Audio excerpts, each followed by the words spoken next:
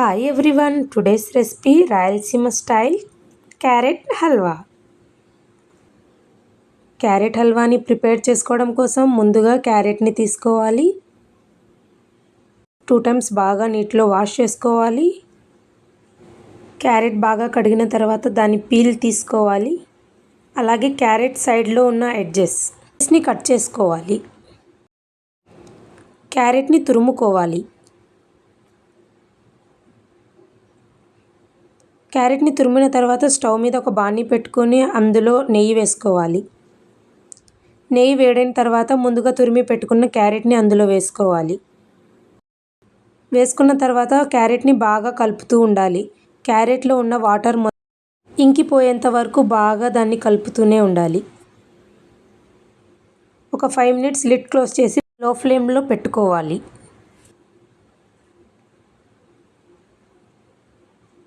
తర్వాత చూస్తే క్యారెట్లో ఉన్న నీరు మొత్తం కరిగిపోయి ఉంటుంది. తర్వాత స్టవ్ మీద ఇంకొక బౌల్ పెట్టుకొని అందులో పాలు వేసుకోవాలి.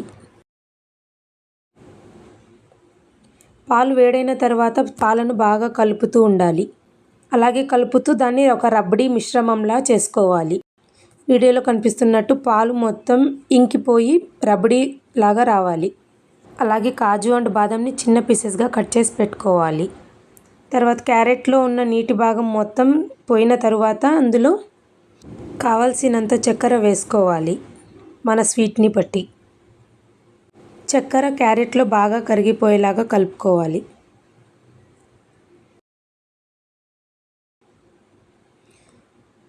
చక్కెర మొత్తం కరిగిన తర్వాత పైనుంచి ముందుగా చేసి పెట్టుకున్న రబ్బడీ మిశ్రమాన్ని వేసుకోవాలి.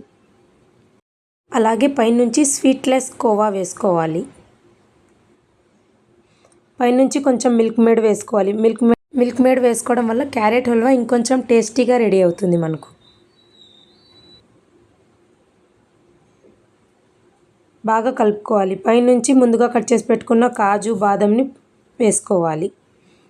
చిన్నపిల్లల నుంచి పెద్దవాళ్ళ వరకు ఎంతో ఇష్టంగా తినే క్యారెట్ హల్వా రెడీ. ఈ వీడియో మీకు నచ్చినట్లయితే సబ్స్క్రైబ్ చేసుకోండి, లైక్ చేయండి, షేర్ చేయండి. Thank you for watching.